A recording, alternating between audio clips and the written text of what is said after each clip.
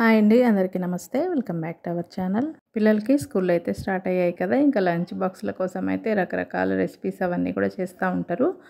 కానీ ఇది ఒక సింపుల్ రైస్ అండి. టేస్ట్ కూడా చాలా బాగుంటుంది. తక్కువ టైంలో ప్రిపేర్ చేసుకోవచ్చు. ఎప్పుడైనా సరే కూరగాయలు లేనప్పుడు కూడా చాలా ఈజీగా చేసుకోవచ్చు అండి. టేస్ట్ కూడా చాలా బాగుంటుంది.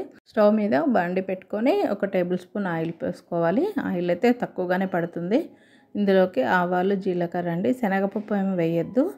నేను పల్లీలు అయితే వేసుకున్నాను. పల్లీలు అనేది మీ ఇష్టం అండి, బాగుంటుంది. పల్లీలు కూడా వేయండి. కొంచెం పల్లీలు వేసి ఫ్రై చేసుకోవాలి. ఇవి పూర్తిగా ఫ్రై కాకముందే మనం ఇందులో కొద్దిగా పచ్చిమిర్చి వేసుకోవాలి.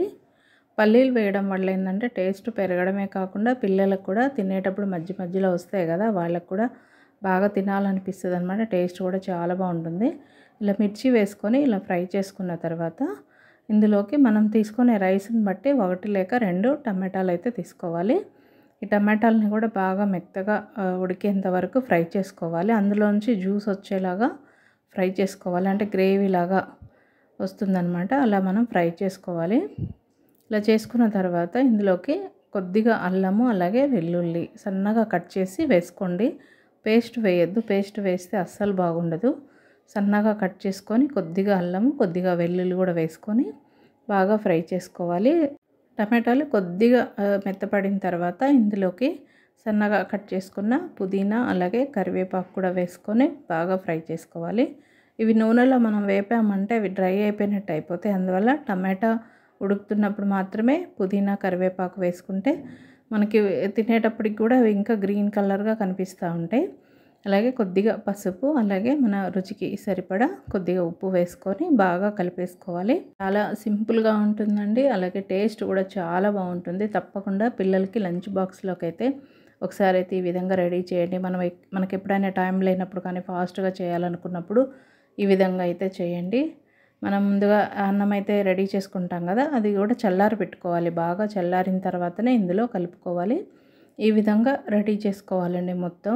ఇందులో కావాలంటే కాజు వేసుకోవచ్చు, అలాగే కొద్దిగా కసూరి మేతి కూడా వేసుకోవచ్చు అండి. అలాగే జీరా పౌడర్ అయినా వేసుకోవచ్చు. కానీ ఇవన్నీ ఏం లేకుండా కూడా టేస్ట్ మాత్రం చాలా బాగుంది. ఇప్పుడు మనం రెడీ చేసుకున్న గ్రేవీ కానీ రైస్ కానీ 2 కంప్లీట్గా చల్లారాయి కదా, ఇప్పుడు ఈ 2 కలుపుకుందాము.